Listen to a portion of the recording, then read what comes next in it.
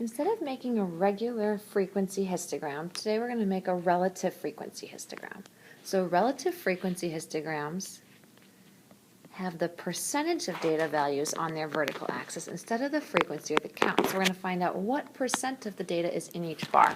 So step one, we've got to find the total number of data values, and then we're going to find the percent of each data value in the interval, and then finally draw our histogram.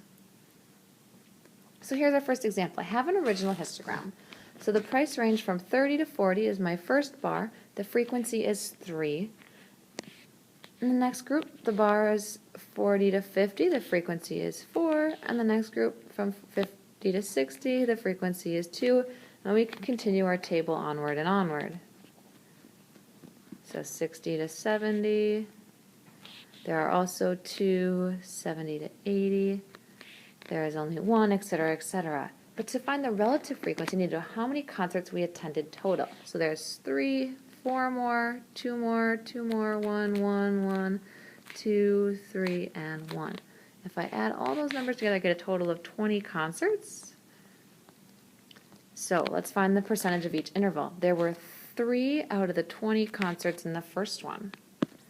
3 out of 20 is about 0.15, which corresponds to 15%. And then the next interval is 4 out of 20, which would be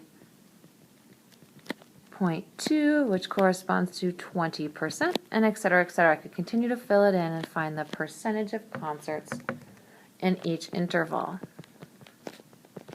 Then I'll make my histogram, as you'll see on the... So as you see now, there's the complete chart all the way filled in with the relative frequencies, and then we make our same histogram that goes from with intervals at 30 to 40, 40 to 50, 50 to 60.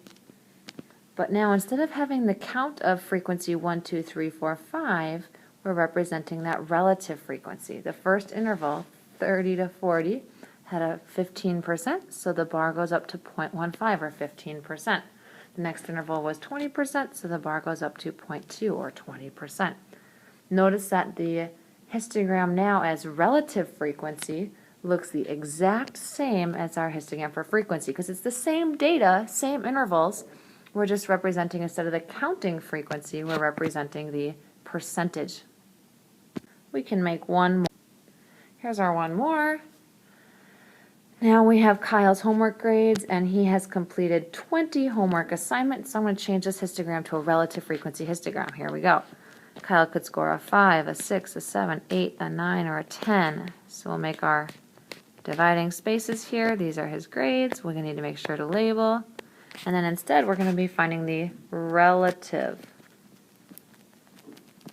frequency. So the first group, a score of 6, he got 1 out of the 20 times. So that's 1 out of 20. 1 out of 20 would correspond to about 0.5%, or 0.05, which would be 5%. So my first bar for 6 will be at 5%. Then his second bar of grade of 7, he got 5 different times. So we got a frequency of 5 out of the 20 homework assignments. 5 out of 20 assignments is 0.25. So I got 0.05, 0.10, 0.15, 0.20, 0.25. So now I've got this bar. A score of 8. That happened 9 out of the 20 times here. 9 out of 20 is 0.45. And I ran out of space, so I'm going to have to continue my histogram up higher to 0.45. And then continue. A score of 9, he got 3 out of the 20 times, which is 15%, and 2 out of the 20 times, which was 10%. Notice the histogram should look, again, the exact same because they represent the same data, but now we're using percentage instead of counting the frequency.